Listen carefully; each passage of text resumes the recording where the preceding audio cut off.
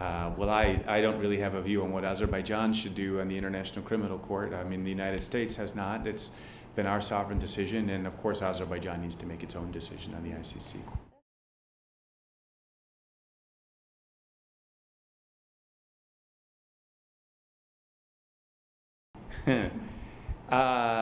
Again, I would underscore Azerbaijan has to choose its own strategic future, but it has made clear, certainly since 1994, the so-called contract of the century was signed, that it sees its strategic future with strong and deepening links to the Euro-Atlantic community, first and foremost through Turkey, and then now more broadly to international markets through this broader set of pipelines.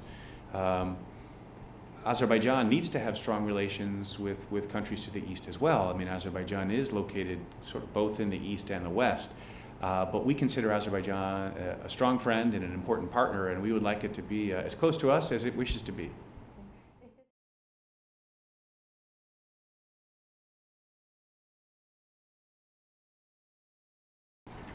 Well, first of all, there are a lot of companies that are involved in finance and accounting that are operating here.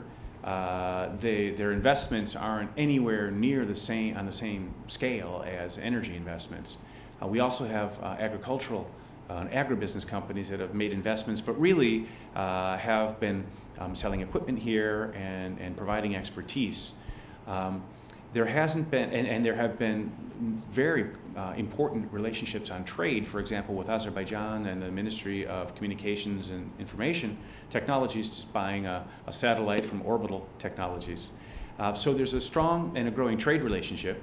I'm hoping we'll see a deeper and broader foreign direct investment flow from the United States here. But the natural investment partners for Azerbaijan in terms of foreign direct investment so far have been Turkey and Europe, which is natural, as well as Russia, given geography.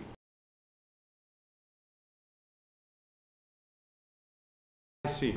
Well, you have to separate out two key issues of U.S. diplomacy in this region. Our status as one of the three co-chairs of the Minsk Group, which requires us to be seen in both countries as objective and as a mediator, on the one hand, versus our desire and our need to have a strong and deep strategic partnership with Azerbaijan on other issues, on a whole range of security issues, on energy issues, and on internal reform, both democratic and economic.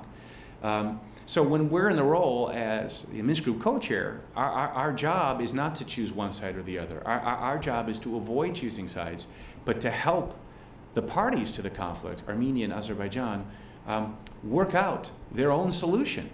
That's what a mediator does. So I actually am very pleased to hear that comment by that particular person, because it shows maybe we're doing a pretty good job. To add, as the current U.S. ambassador and then someone who previously was involved with the Minsk Group process, that it's clear there's no issue that's more important in this entire part of the world and right here in this country than helping Azerbaijan and Armenia reach a negotiated and peaceful settlement of the Nagorno-Karabakh conflict, which means a settlement that is fair and acceptable to both sides.